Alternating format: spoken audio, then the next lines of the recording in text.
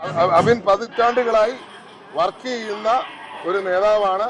എനിക്ക് അദ്ദേഹത്തെ എത്രയോ വർഷങ്ങളായിട്ട് അറിയാം. അദ്ദേഹം താഴെ തട്ടിൽ നിന്ന് പ്രവർത്തിച്ച് ഉയർന്നു വന്ന നേതാവാണ്. അതുകൊണ്ട് കൂടിയാണ് അദ്ദേഹത്തിന് ഇവിടെ മാത്രമല്ല ദേശീയ തലത്തിൽ കൂടി പ്രവർത്തിക്കാനുള്ള അവസരം എന്ന രീതിയിൽ കൂടിയാണ് കൊടുത്തിരിക്കുന്നത്. പക്ഷേ അബിൻ അതൊരു വിഷമം ഉണ്ടാക്കി എന്നുള്ള കാര്യത്തിൽ സംശയമില്ല. കാരണം അബിനാണ് ഇവിടെ വൈസ് പ്രസിഡന്റ് നിലയ്ക്ക് രാഹുലുമായി ഒരുമിച്ച് നിന്ന് വർക്ക് ചെയ്തുകൊണ്ടിരുന്ന ഒരാൾ. സ്വാഭാവികമാണ് അദ്ദേഹത്തിന്റെ കൂടെ തീരുമാനം പരിഗണിച്ച് വേണം വേറെ തീരുമാനം എടുക്കാൻ. പക്ഷേ തീരുമാനമെടുത്തു. പാർട്ടി ഒരു തീരുമാനം എടുക്കുമ്പോൾ ആ തീരുമാനത്തിനോടൊപ്പം നിൽക്കുവാൻ എല്ലാവർക്കും ബാധ്യതയുണ്ട്. പാർട്ടിയുടെ തീരുമാനം ഫൈനലാണ് എന്ന് ഞാൻ കരുതുന്നു.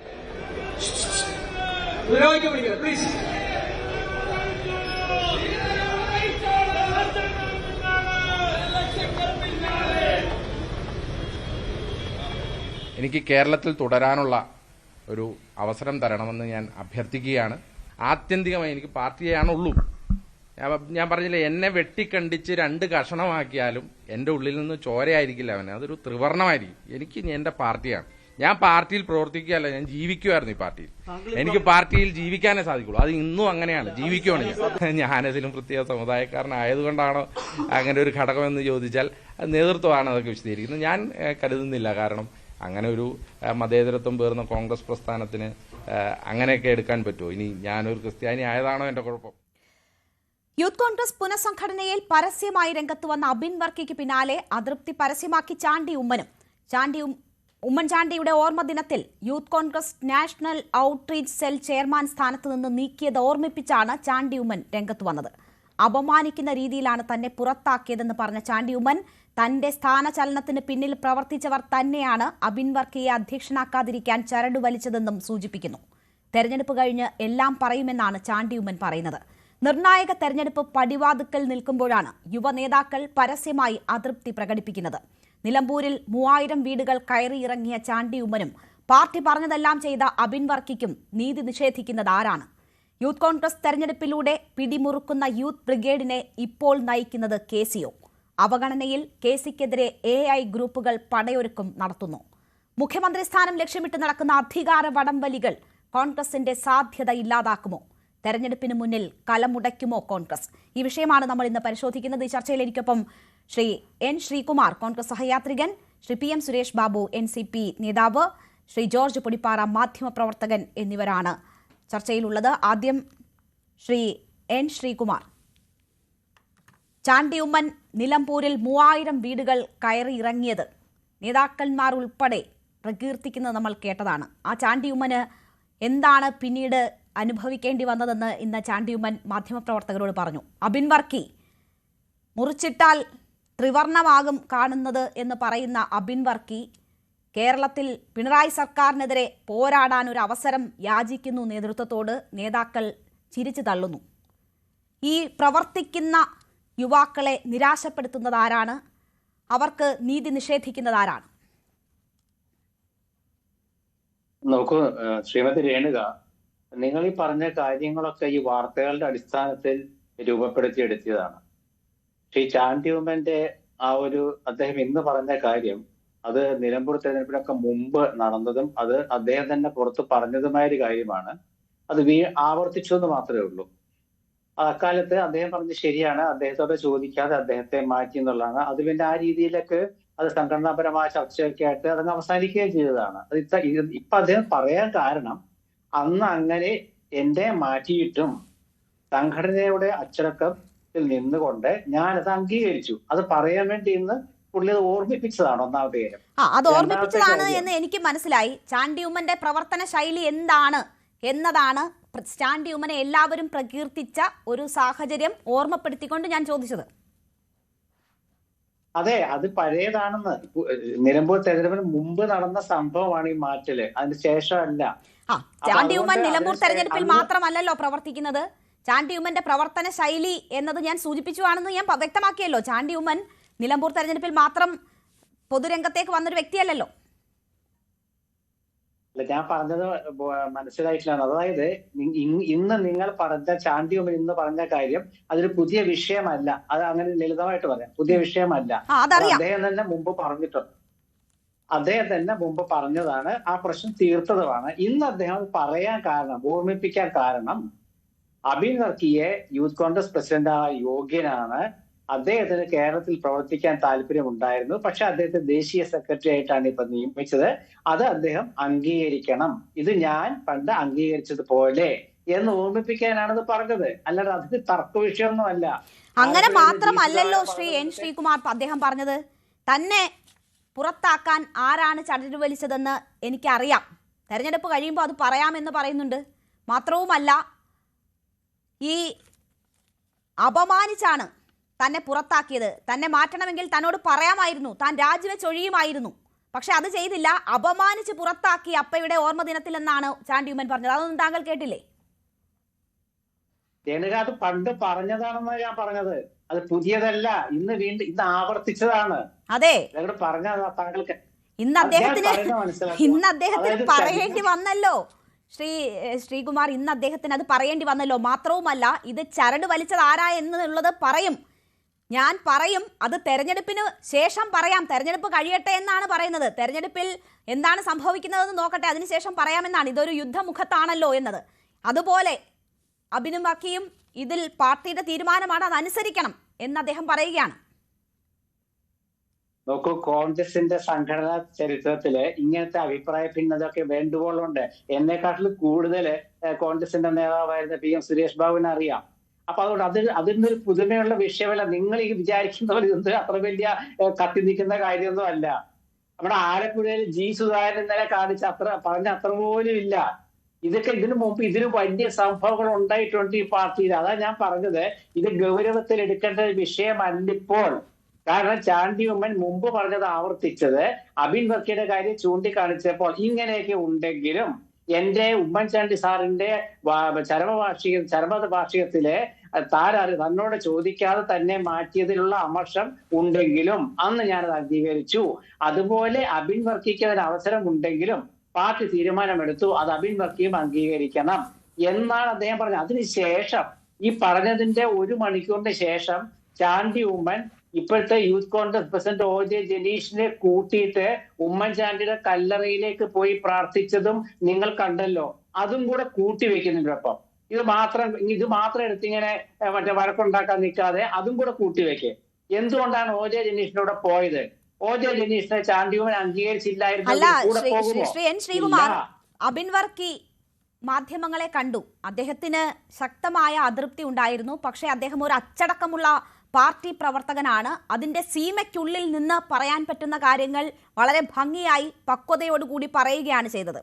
ഇവരൊക്കെ ഇതിനപ്പുറം വല്ലതുമൊക്കെ ചെയ്യണം എന്നതാണോ താങ്കൾ ഉദ്ദേശിക്കുന്നതെന്ന് എനിക്ക് മനസ്സിലായില്ല.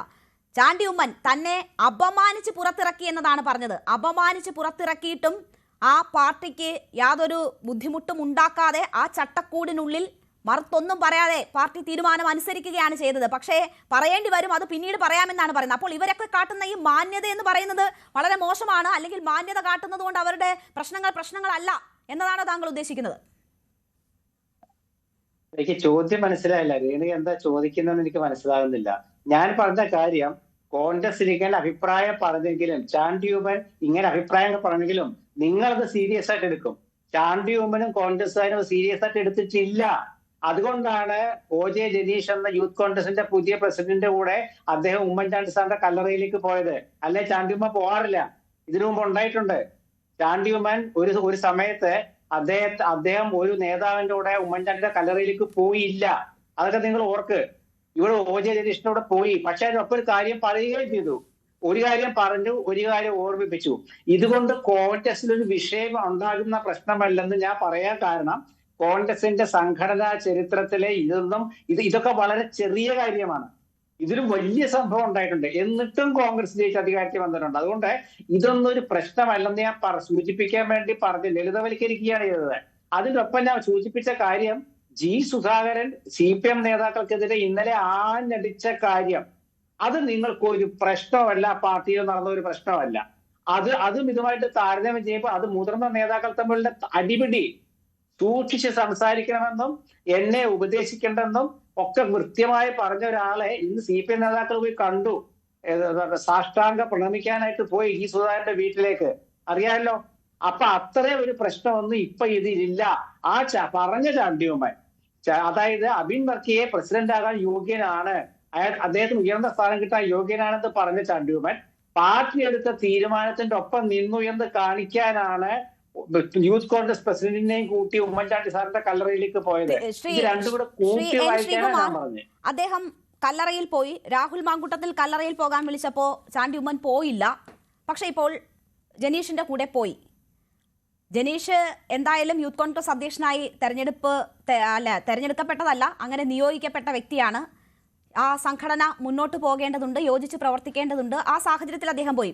നേരത്തെ പോകാതിരുന്നത് എന്താണെന്നും ഇപ്പോൾ പോയത് എന്താണെന്നും അതിന്റെ യഥാർത്ഥ കാരണങ്ങൾ വിശദീകരിക്കേണ്ടത് ചാണ്ടി ഉമ്മനാണല്ലോ. പക്ഷേ ഈ യൂത്ത് കോൺഗ്രസ് തെരഞ്ഞെടുപ്പിൽ നിഴലിച്ചിരിക്കുന്നത് ആരുടെ ശക്തിയാണ്? ചാണ്ടി ഉമ്മൻ പോകാതെ ഞാൻ വരുന്നില്ല, അവിടെ ഇപ്പോൾ പോകേണ്ടുന്ന സാഹചര്യമില്ല, ആവശ്യമില്ല എന്ന് പറഞ്ഞൊഴിവാക്കിയ വ്യക്തി കൂടി ഉൾപ്പെടുന്ന യൂത്ത് ബ്രിഗേഡിന്റെ തീരുമാനമാണല്ലോ നടപ്പിലാകുന്നത്, അതിനെ മുകളിൽ നിന്ന് നിയന്ത്രിക്കുന്നവരുടെയും. അപ്പോൾ സ്വാഭാവികമായും ചാണ്ടി ഉമ്മന് ആ അതൃപ്തി തന്നെ ഉണ്ടാകുമല്ലോ. രേണുക, യൂത്ത് കോൺഗ്രസിന്റെ സംഘടനാപരമായ ഒരു ഘടന ആദ്യം ഒന്ന് മനസ്സിലാക്കുക. അതായത് യൂത്ത് കോൺഗ്രസിന്റെ എന്തുകൊണ്ടാണ് ഇപ്പൊ പ്രസിഡന്റിനെ നിയമിക്കേണ്ടി വന്നത്?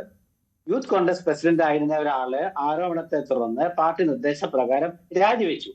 അതൊരു തെരഞ്ഞെടുപ്പായിരുന്നു. മുൻകാലത്തെ പോലത്തെ തെരഞ്ഞെടുപ്പ് ആയിരുന്നില്ല. VM സുധീരനാണ് യൂത്ത് കോൺഗ്രസിന്റെ കൃത്യമായ തെരഞ്ഞെടുപ്പിലൂടെ ആദ്യം 50 വർഷം മുമ്പ് അധികാരത്തിലെത്തിയത്. ആ സുധീരനെ അന്ന് ശ്രീ PM സുരേഷ് ബാബു ചേട്ടനൊക്കെ നന്നായിട്ട് അറിയാം. ആ സുധീരൻ അന്ന് അഖിലേന്ത്യാ ജനറൽ സെക്രട്ടറി ആക്കിയപ്പോൾ അതേ സംസ്ഥാന പ്രസിഡന്റ് സ്ഥാനം രാജിവെച്ചു. അതിനുശേഷം അന്ന് വൈസ് പ്രസിഡന്റ് ആയിരുന്ന ഇന്നത്തെ ഇടതുമുന്നണി മന്ത്രിയിലെ AK ശശീന്ദ്രനെ പ്രസിഡന്റാക്കി. അന്നും അത് ആക്ഷേപം ഉണ്ടായിരുന്നു. അന്നും ആക്ഷേപം ഉണ്ടായിരുന്നു. കാരണം അന്ന് ഒറ്റ വൈസ് പ്രസിഡന്റേ ഉള്ളൂ കേട്ടോ, ഒറ്റ വൈസ് പ്രസിഡന്റേ ഉള്ളൂ. ഇന്ന് എന്താ സംഭവം എന്ന് വെച്ചാല് അത് ചരിത്രം പറഞ്ഞത് ഇത് കൂട്ടിയിണക്കാനാ. ഇന്നത്തെ സംഭവം എന്ന് വെച്ചാൽ അന്നത്തെ തെരഞ്ഞെടുപ്പ് രീതിയല്ല ഇന്ന്. 1,70,70,000 വോട്ട് അബിൻ വർക്കിക്ക് കിട്ടി. 19,000 20,000 വോട്ട് നമ്മുടെ മറ്റൊരു വൈസ് പ്രസിഡന്റായ ഇപ്പോഴത്തെ പ്രസിഡന്റിന് കിട്ടിയിട്ടുള്ളൂ. രണ്ടുപേരും വൈസ് പ്രസിഡന്റ് ആണ്. ഈ രണ്ട് വൈസ് പ്രസിഡന്റുമാരിൽ ഒരാളെ ദേശീയ സെക്രട്ടറി ആക്കി, സംസ്ഥാന സെക്രട്ടറി അല്ല കേട്ടോ, ദേശീയ സെക്രട്ടറി ആക്കി. ഒരാളെ പ്രസിഡന്റ് ആക്കി. ഈ പ്രസിഡന്റ് ആക്കിയതാണ് വോട്ട് കിട്ടിയ ആളെ പ്രസിഡന്റ് ആക്കിയത്. നിങ്ങൾ ദേശീയ സെക്രട്ടറി ആക്കിയ വ്യക്തിക്ക് 1,70,000 വോട്ടുമുണ്ട്, മറ്റേ വ്യക്തിക്ക് വെറും 19,000 വോട്ട് മാത്രമാണുള്ളത്. ആ വ്യക്തി പറയുകയാണ് 1,70,000 വോട്ട് മേടിച്ച രണ്ടാം സ്ഥാനത്ത് നിന്ന എല്ലാ സമരമുഖങ്ങളിലും ഉണ്ടായിരുന്ന പാർട്ടി പറഞ്ഞതൊക്കെ ചെയ്ത വ്യക്തി പറയുകയാണ് എന്നെ കേരളത്തിൽ തുടരാൻ അനുവദിക്കണം എന്നാണ് പറയുന്നത്. അദ്ദേഹത്തിന്റെ താല്പര്യം പോലും അന്വേഷിക്കാതെ ആ പ്രസിഡന്റ് സ്ഥാനത്തേക്ക്, യൂത്ത് കോൺഗ്രസ് അധ്യക്ഷ സ്ഥാനത്തേക്ക് ഏറ്റവും കൂടുതൽ ക്ലെയിം ഉണ്ടായിരുന്ന വ്യക്തിയെ നാട് കടത്തുന്ന സമീപനമാണ് എടുത്തത്. താങ്കൾ അതിനെ ന്യായീകരിക്കുകയാണ്. അതിനോടുള്ള അതൃപ്തിയാണ് അബിൻ വർക്കി ചൂണ്ടിക്കാട്ടിയത്. ഇപ്പോൾ ചാണ്ടി ഉമ്മനും പറഞ്ഞത് അത് തന്നെയാണ്, അധ്യക്ഷ സ്ഥാനത്തിന് യോഗ്യൻ അബിൻ വർക്കി ആയിരുന്നു എന്ന്. അതായത് യൂത്ത് കോൺഗ്രസിന്റെ അഖിലേന്ത്യാ നേതാവായിട്ട് ഒരാളെ നിയമിച്ചാൽ നാടുകടത്തിലാണെങ്കിൽ CPM-ന്റെ ദേശീയ ജനറൽ സെക്രട്ടറി MA ബേബിയെ CPM നാടുകടത്തിയെന്ന് നിങ്ങൾ പറയോ? അല്ല, അങ്ങനെ പറയോ? അങ്ങനെയാണെങ്കിൽ അപ്പൊ VM സുധീരൻ അന്ന് നാടുകടത്തിയതാണോ? എന്തൊക്കെയാ ഈ പറഞ്ഞത്? ഈ ഒന്നാമത്തെ ഈ സോഷ്യൽ മീഡിയ ചർച്ചയിൽ വെച്ചുകൊണ്ട് ശ്രീകുമാർ, എന്റെ അതിർത്തിയല്ലല്ലോ. ദേശീയ സെക്രട്ടറിമാരായി എത്ര പേരുണ്ട്? അതിനകത്ത് എന്താണ് വഹിക്കാൻ പറ്റുന്നത്? ഏത് സംസ്ഥാനത്തിന്റെ ചുമതലയായിരിക്കും കൊടുക്കുന്നത്? അങ്ങനെ കൊടുത്താൽ അവിടെ 15 ദിവസമെങ്കിലും ചെലവഴിക്കേണ്ടി വരും, കേരളത്തിൽ നിന്ന് മാറ്റി നിർത്തേണ്ടി വരും. ഒരു പതിറ്റാണ്ടോളം ഞാൻ ഇവിടെയാണ് പ്രവർത്തിച്ചത്, എന്റെ പ്രവർത്തന മേഖല ഇവിടെയാണ്. പിണറായി സർക്കാരിനെതിരെ സമരം ചെയ്യാൻ ആ മേഖലയിൽ എനിക്ക് ഇനിയും പ്രവർത്തിക്കണമെന്ന് പറഞ്ഞത് ഈ വൈസ് പ്രസിഡന്റ് തന്നെയായിരുന്നില്ലേ? അബിൻ വർക്കി തന്നെയല്ലേ പറഞ്ഞത്? അദ്ദേഹത്തിന്റെ താല്പര്യം എന്താണ് എന്ന് നോക്കാതല്ലേ ഈ നാടുകടത്തൽ? ഞാൻ നാടുകടത്തൽ എന്ന് പറയുന്നു, താങ്കൾ എന്തോ വലിയ പ്രൊമോഷനാണ് എന്ന് പറയുന്നു. അല്ല, ഞാൻ പറഞ്ഞു നാടുകടത്തൽ എന്നൊക്കെ പറയുമ്പോഴേ അത് നിങ്ങൾ തെറ്റാണ് പറയുന്നത്. ഒരാളെ നാടുകടത്ത യൂത്ത് കോൺഗ്രസിന്റെ അഖിലേന്ത്യാ ജനറൽ സെക്രട്ടറി ആയിരുന്നു കേരളത്തിലെ പല നേതാക്കളും. അറിയോ? പല നേതാക്കൾ ഇവിടെ ഇരിക്കുന്ന PM സുരേഷ് ബാബു KSUവിന്റെ സംസ്ഥാന പ്രസിഡന്റ് ആയിരുന്നു. അദ്ദേഹം അതിനുശേഷം വഹിച്ച സ്ഥാനങ്ങളൊക്കെ ഒരുപക്ഷെ KSU പ്രസിഡന്റ് പോലെ അത്രയും ഉണ്ടാകില്ലെങ്കിലും ആ സ്ഥാനങ്ങളിലൊക്കെ മാറ്റി അവഗണിച്ചു എന്നൊക്കെ പറയാൻ പറ്റുമോ? അത് ഒരു സംഘടനാ രീതിയാണത്. ദേശീയ സെക്രട്ടറി ആയിട്ട് ഒരാളെ നിയമിക്കുകയാണെങ്കിൽ അത് പാർട്ടി തീരുമാനമാണ്. അതിനോട് വിയോജിക്കാം. അത് ആ ചോദ്യം എന്ന് പറഞ്ഞാൽ ശരിയാകും. അബിൻ വർക്കിക്ക് വിയോജിപ്പുണ്ട്. അപ്പൊ അബിൻ വർക്കി എന്താ പറഞ്ഞത്? ഞാന് ഇവിടെ പ്രവർത്തിക്കാനാണ് എനിക്കിഷ്ടം. അതിനൊരു കാരണമുണ്ട്. ആ കാരണം നമ്മൾ ആദ്യം മനസ്സിലാക്കണം. എന്താണ് ആ കാരണം? കേരളത്തിലാണ് CPM ഭരിക്കുന്നത്. കേരളത്തിലാണ് DYFI ഉള്ളത്. ഇവിടെ യൂത്ത് കോൺഗ്രസ് 9 വർഷമായിട്ട് പ്രതിപക്ഷത്താണ്. അപ്പൊ അത് വാശി കൂടും. ദേശീയ തലത്തിൽ കമ്മ്യൂണിസ്റ്റ് പാർട്ടി വേറെ എങ്ങും ഭരിക്കുന്നില്ല. കേരളത്തിലാണല്ലോ CPM കോൺഗ്രസ് തർക്കം. അവിടെ BJP തലത്തിലാണ്. ദേശീയ തലത്തിൽ BJP എതിരിടുന്ന യൂത്ത് കോൺഗ്രസിന്റെ സംവിധാനങ്ങൾ അതാത് സംസ്ഥാനങ്ങളിൽ വളരെ ശക്തമാണ്. ലോകത്തെ ഏറ്റവും വലിയ ജനാധിപത്യ പ്രസ്ഥാനമാണ് യൂത്ത് കോൺഗ്രസ്. അതിനിങ്ങനത്തെ ഒരു ഘടന കൊടുത്തത് ആദ്യം ഇന്ദിരാഗാന്ധി, പിന്നീട് രാജീവ് ഗാന്ധി. 18 വയസ്സിലെ വോട്ടവകാശം കൊടുത്ത രാജീവ് ഗാന്ധിയാണ് ഒരു പുതിയ ഘടനയാണ് കൊടുത്തത്. ഇവിടെ ഈ തെരഞ്ഞെടുപ്പ് രീതി കൊണ്ടുവന്നത് രാഹുൽ ഗാന്ധിയാണ്. അപ്പൊ ഈ സമയത്ത് ഞാൻ പറഞ്ഞു തന്നപ്പോ നിങ്ങൾ ഇടപെട്ടു. തെരഞ്ഞെടുപ്പ് രീതി അട്ടിമറിച്ചുകൊണ്ടാണല്ലോ ഇപ്പോൾ കുറഞ്ഞ വോട്ട് മേടിച്ച ആളെ അധ്യക്ഷ സ്ഥാനത്തേക്ക് കൊണ്ടുവരുന്നത്. രാഹുൽ മാങ്കൂട്ടത്തിൽ ലൈംഗികാരോപണത്തിൽപ്പെട്ട് ഈ പാർട്ടിക്ക് തന്നെ ബാധ്യതയായി മാറിയ രാഹുൽ മാങ്കൂട്ടത്തിൽ അവിടെ നിൽക്കുമ്പോൾ അതിന്റെ ശിക്ഷ ഏറ്റുവാങ്ങേണ്ടി വന്നത് അബിൻ വർക്കി ആകുന്നത് എങ്ങനെയാണ്? രണ്ടാം സ്ഥാനത്ത് വന്ന 1,70,000 വോട്ട് നേടിയ അബിൻ വർക്കിക്ക് സ്വന്തം ഇഷ്ടപ്രകാരം പ്രവർത്തിക്കാൻ വയ്യാതെ മറ്റൊരിടത്തേക്ക് പോകേണ്ടി വരുമ്പോൾ, ലൈംഗികാരോപണത്തിൽ ആരോപണ വിധേയനായ ആൾ പാലക്കാട് ശക്തി തെളിയിക്കുമ്പോൾ അവർക്കൊപ്പം നിന്ന ആളെ അധികാര സ്ഥാനത്തേക്ക് കൊണ്ടുവരുമ്പോൾ അതിന്റെ ശിക്ഷ മുഴുവൻ അബിൻ വർക്കിയുടെ തലയിൽ ഇരിക്കട്ടെ എന്നതാണോ നിങ്ങളുടെ ന്യായം? അല്ല, ഇതിലേക്ക് ഈ മറ്റേ രാഹുൽ മാങ്കൂട്ടത്തിന്റെ ഒക്കെ വിഷയത്തിലേക്ക് കൊണ്ടുവരാനാണ് ഉദ്ദേശമെങ്കിൽ ആ ചർച്ച നമുക്ക് വേറെ അധ്യക്ഷ തെരഞ്ഞെടുപ്പ് നടന്നത് ലൈംഗിക ആരോപണം രാജിവെക്കേണ്ടി വന്ന സാഹചര്യത്തിലാണല്ലോ. അല്ലല്ല ഇതിൽ അങ്ങനത്തെ വിഷയം ഒന്നും വേണ്ട. ഇതിൽ യൂത്ത് കോൺഗ്രസിന്റെ ഞാനൊന്നും അങ്ങനെ പ്രകോപിതനാവില്ല. യൂത്ത് കോൺഗ്രസിന്റെ പ്രസിഡന്റ് തെരഞ്ഞെടുപ്പായാണ് നമുക്ക് ചർച്ചയെങ്കിൽ നിങ്ങളുടെ കയ്യിലുള്ള എന്താ പറയുക, നിങ്ങളുടെ മനസ്സിലുള്ള വിശ്വാസമൊക്കെ തെറ്റാണ്. കാരണം കൂടുതൽ വോട്ട് കിട്ടിയ ആളെ അല്ല പ്രസിഡന്റ് ആക്കുക. അത് ആദ്യം മനസ്സിലാക്കുക. അങ്ങനെയാണെങ്കിൽ പിന്നീട് തെരഞ്ഞെടുപ്പ് നടത്തി അടുത്ത ആളെ കണ്ടുപിടിക്കുകയല്ലേ ചെയ്യേണ്ടത്? ഇതിപ്പോൾ തെരഞ്ഞെടുപ്പല്ലല്ലോ, ഇഷ്ടമനുസരിച്ച് അധികാരം ഉള്ളവർ നിയമിക്കുകയായിരുന്നല്ലോ. യൂത്ത് കോൺഗ്രസിന്റെ സംഘടനാപരമായ തെരഞ്ഞെടുപ്പും കാര്യങ്ങളും ഒന്നും അറിയില്ലെങ്കിൽ ഞാൻ എത്ര പറഞ്ഞാലും ഇത് എനിക്ക് മനസ്സിലാവില്ല. ഞാൻ പറഞ്ഞത് പുതിയ യൂത്ത് കോൺഗ്രസ് പ്രസിഡന്റിനെ നിയമിക്കുകയാണ് ചെയ്തത്, നോമിനേറ്റ് ചെയ്തതാണ്. തെരഞ്ഞെടുപ്പ് അവിടെ കഴിഞ്ഞു. സംസ്ഥാന പ്രസിഡന്റ് രാജിവെച്ചതോടെ തെരഞ്ഞെടുപ്പിന്റെ പ്രക്രിയ തീർന്നു. പുതിയ ആളെ പ്രത്യേക സാഹചര്യത്തിൽ നോമിനേറ്റ് ചെയ്തു. ചില ഘട്ടങ്ങളിൽ ഞാൻ പറഞ്ഞ കേൾക്കൂ, ചില ഘട്ടങ്ങളിൽ ചില പാർട്ടികൾക്ക് സംഘടനാപരമായ രീതിയിലെ ചില മാറ്റങ്ങൾ വരുത്തണം. ഞാൻ ഉദാഹരണം കൂടി ഞാൻ പറഞ്ഞുതരാം. CPM-ന് പണ്ടൊരു കേന്ദ്ര സെക്രട്ടേറിയറ്റ് ഉണ്ടായിരുന്നു. ആ സെക്രട്ടേറിയറ്റ് പിന്നീട് അവർ നിർത്തി. ഇപ്പോഴില്ലെന്ന് എന്റെ അറിവ്. അതുപോലെ തന്നെ എന്തുകൊണ്ടാണ് അത് ഉണ്ടാക്കിയതെന്ന് വെച്ചാൽ സംഘടനാ സംവിധാനമാണ്. അതുപോലെ കേരളത്തിലെ ഏറ്റവും അവസാനത്തെ കാര്യം പറയാം, CPIക്ക് സംസ്ഥാന കമ്മിറ്റി, സംസ്ഥാന കൗൺസിലും സംസ്ഥാന എക്സിക്യൂട്ടീവേ ഉള്ളൂ. ഇപ്പൊ അവര് സംസ്ഥാന സെക്രട്ടേറിയറ്റ് ഉണ്ടാക്കി. അത് അവരുടെ സംഘടനാപരമായ കാര്യത്തിനാണ്. അതുപോലെ യൂത്ത് കോൺഗ്രസിൽ ഒരു പ്രതിസന്ധി വന്നപ്പോൾ, പ്രസിഡന്റ് ഇല്ലാതായപ്പോൾ പ്രസിഡന്റിനെ വെക്കാൻ വേണ്ടിയിട്ടൊരു നോമിനേഷൻ കൊണ്ടുവന്നു. ആ നോമിനേഷനിലെ യൂത്ത് കോൺഗ്രസിന്റെ ദേശീയ നേതൃത്വം എടുത്ത തീരുമാനം പല ഘടകങ്ങൾ നോക്കിയാണ്. ഒരു സംസ്ഥാന പ്രസിഡന്റിനെ നിയമിക്കുമ്പോൾ രാഷ്ട്രീയമായ ഒരുപാട് കാര്യങ്ങൾ നോക്കണം. നിങ്ങളുടെ മനസ്സിലുള്ള പോലെ കൂടുതൽ വോട്ട് കിട്ടിയ ആളെ പിടിച്ചു വെക്കലല്ല. ശരി, എന്റെ മനസ്സിലുള്ളത്. പക്ഷേ രണ്ടാം സ്ഥാനത്തുള്ള യോഗ്യൻ എന്ന് ഇപ്പോൾ ചാണ്ടി ഉമ്മൻ പറഞ്ഞ പ്രവർത്തകർ പിറ്റേ ദിവസം തന്റെ അതൃപ്തി പ്രകടിപ്പിച്ചതിന് ശേഷം പ്രവർത്തകർ എടുത്തുയർത്തിക്കൊണ്ടുപോയ അബിൻ വർക്കിക്കെങ്കിലും ബോധ്യപ്പെടണമായിരുന്നു, അല്ലെങ്കിൽ നിങ്ങളുടെ താഴെത്തട്ടിലുള്ള പ്രവർത്തകർക്കെങ്കിലും ബോധ്യപ്പെടണമായിരുന്നു. എന്നെ ബോധ്യപ്പെടുത്തേണ്ട കാര്യമൊന്നുമില്ല. ശ്രീകുമാർ, ഞാൻ താങ്കളിലേക്ക് തിരിച്ചെത്താം. ശ്രീ PM സുരേഷ് ബാബു പറഞ്ഞല്ലോ, താങ്കൾ പറഞ്ഞല്ലോ, ഇനി മറ്റുള്ളവരിലേക്ക് പോയതിനു ശേഷം താങ്കളിലേക്ക് എത്താം. ശ്രീ PM സുരേഷ് ബാബു, പുറമെ നിന്ന് കാണുന്നവർക്ക് തോന്നുന്ന തോന്നലുകൾ മാത്രമാണ് ഇതെന്നാണ് ശ്രീ N ശ്രീകുമാർ പറയുന്നത്. താങ്കൾ കോൺഗ്രസിൽ എല്ലാ കാലത്തും സംഭവിക്കുന്നത് അടുത്തു നിന്നും പുറത്തു നിന്നുമൊക്കെ കണ്ടിട്ടുള്ള വ്യക്തിയാണല്ലോ. ഇത് കോൺഗ്രസിന്റെ നല്ലതിനാണോ?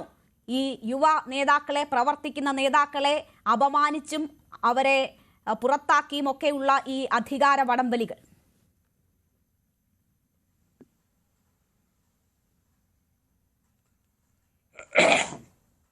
കോൺഗ്രസ്സിന് നല്ലതാണോ എന്ന പരാമർശത്തിൽ നമുക്കത് തുടങ്ങാം. കോൺഗ്രസ്സിൽ ഒരു രാഷ്ട്രീയ ആശയപരമായ ചെറുത്തുനിൽപ്പ് നടത്താൻ ഈ കാലഘട്ടത്തിലെ ഒരു യൂത്ത് കോൺഗ്രസ്സുകാരനും തയ്യാറാവുകയില്ല. അത് ആദ്യം നമുക്ക് വ്യക്തമായി മനസ്സിലാക്കാൻ കഴിയും. കോൺഗ്രസ്സിലെ ആശയപരമായി ചെറുത്തുനിൽപ്പ് നടത്തിയ കാലഘട്ടം 1979-80 കാലഘട്ടങ്ങളിലാണ്. അത് ആശയപരമായ ഒരു ഘടനമായിരുന്നു. എന്താണ് ആശയം ഘടന? ആ ആശയം എന്ന് പറഞ്ഞത് അന്നത്തെ സപ്തകക്ഷി മുന്നണി, ശ്രീ EMSന്റെ നേതൃത്വത്തിലുള്ള മുന്നണി ആ മുന്നണിയിൽ മന്ത്രിമാർ തമ്മിൽ അപവാദ പ്രചരണങ്ങളും ആരോപണങ്ങളും വന്നപ്പോൾ ആ മുന്നണി സംവിധാനം പൊളിയും എന്ന് വന്ന് പൊളിയണമെങ്കിൽ കോൺഗ്രസിന്റെ പിന്തുണയോടെ ഏതെങ്കിലും ഒരു വിഭാഗത്തിനുണ്ടാകണം എന്ന രാഷ്ട്രീയ തീരുമാനമുണ്ടായി. അപ്പോൾ രാഷ്ട്രീയ തീരുമാനത്തിൽ യൂത്ത് കോൺഗ്രസ് അന്ന് അത് എതിർത്തു. ആ സപ്തമുന്നണി വേണ്ട, ഈ ഗവൺമെന്റ് അല്ലെങ്കിൽ ആ മുന്നണി സംവിധാനം രണ്ടായി പിരിഞ്ഞ് പുതിയൊരു തെരഞ്ഞെടുപ്പിനെ നേരിടാം എന്ന നിലയ്ക്ക് വന്നു.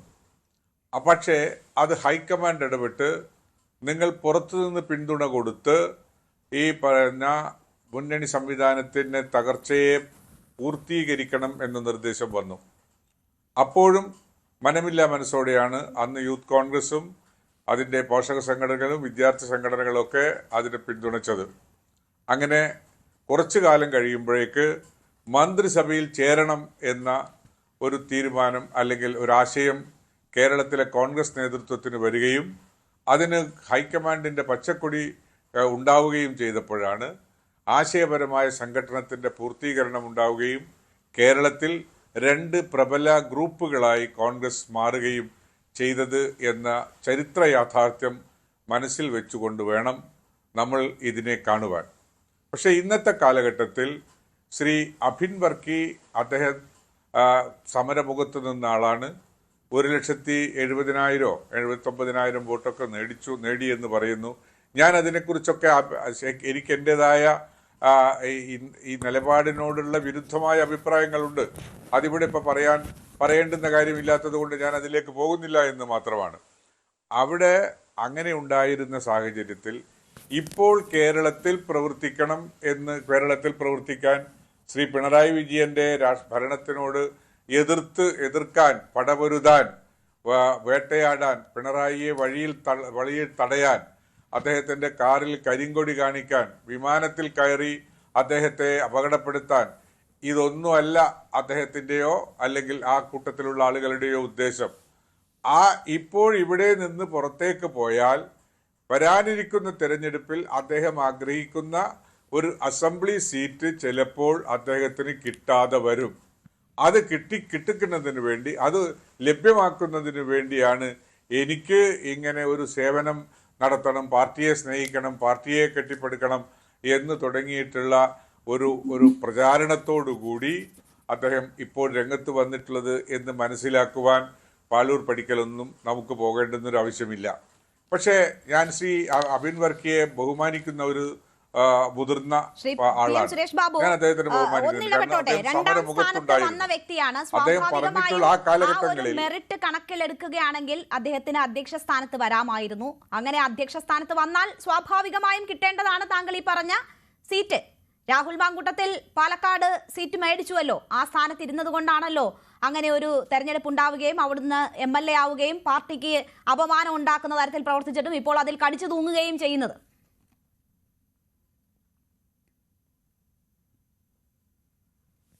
ഞാൻ അതിലേക്കൊക്കെ വരാം. ഞാൻ പറഞ്ഞു വന്ന ഒരു വിഷയം എന്താണെന്ന് വെച്ചാൽ, ഇത് പച്ചയിൽ ജനങ്ങളോട് പറയുന്നത് മാത്രമല്ല ഈ കാര്യങ്ങളിലൂടെ അന്തർലീനമായി കിടക്കുന്ന വസ്തുത എന്ന് പറയാൻ വേണ്ടിയാണ് ഞാൻ സൂചിപ്പിച്ചത്.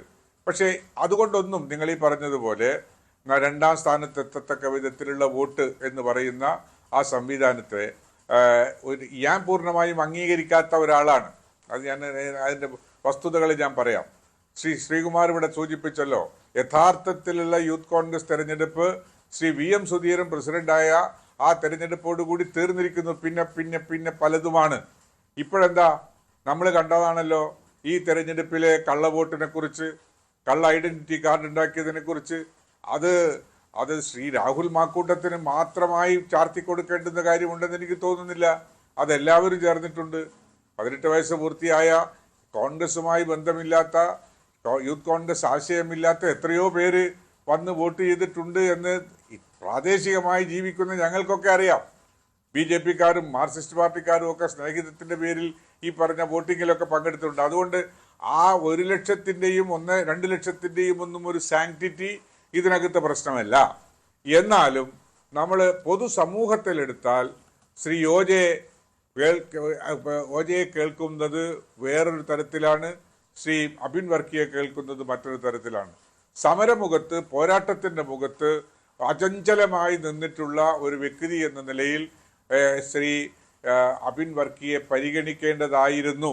അതിന് വോട്ട് സ്ട്രെങ്ത് എന്നത് ഇപ്പോഴത്തെ കാര്യത്തിൽ അതൊരു യുക്തിസഹമായ യുക്തിസഹമായ ഒരു ആർഗ്യുമെന്റ് അല്ല എന്നാണ് ഞാൻ അക്കാര്യത്തിൽ പറയാൻ ആഗ്രഹിക്കുന്നത്. പിന്നെ ഉള്ള വിഷയം എന്താണ്? അദ്ദേഹം എന്തിനാണ് ഇതൊക്കെ പറയുന്നത്? അദ്ദേഹം എന്നോട് അടിയുണ്ടാക്കാൻ പറഞ്ഞു, ഞാൻ അടിയുണ്ടാക്കി. എന്നോട് ചാനലിൽ പോകാൻ പറഞ്ഞു, ഞാൻ ചാനലിൽ പോയി. എന്നോട് സമരമുഖത്ത് നിൽക്കാൻ പറഞ്ഞു, ഞാൻ അത് പോയി എന്ന് പറയുന്നത് എന്താണ് അതിൻ്റെ ഇൻഡയറക്റ്റ് ഇംപ്ലിക്കേഷൻ എന്ന് നമ്മൾ നോക്കേണ്ടതാണ്. അടി ഉണ്ടാക്കാൻ പറഞ്ഞതാര്? അടി ഉണ്ടാക്കിയിട്ടുണ്ടെങ്കിൽ അതെന്താണ് സാധാരണ? ഇങ്ങനെ ഒരു ഇൻകൺസിസ്റ്റന്റ് ആയിട്ടുള്ള ഒരു ആർഗ്യുമെന്റ്സ് നമുക്ക് നല്ലതല്ല. പക്ഷെ കോൺഗ്രസിനെ ഇതൊന്നും ബാധിക്കും എന്ന് ഞാൻ കരുതുന്നില്ല. കോൺഗ്രസിൻ്റെതായ ശൈലിയിൽ കോൺഗ്രസ് മുന്നോട്ട് പോകും.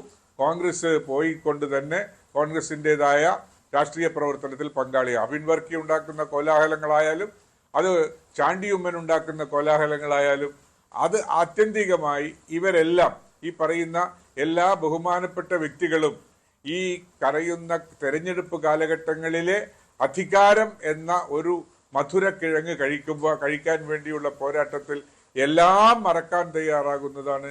ആശയത്തിനു വേണ്ടി പടപൊരുതാൻ തയ്യാറാകുന്നവരല്ല എന്ന് നമുക്ക് പൊതുസമൂഹത്തിലെ കാലഘട്ടങ്ങൾ കൊണ്ട് ഓർമ്മിച്ചെടുക്കാൻ കഴിയുന്നൊരു വിഷയമാണ്.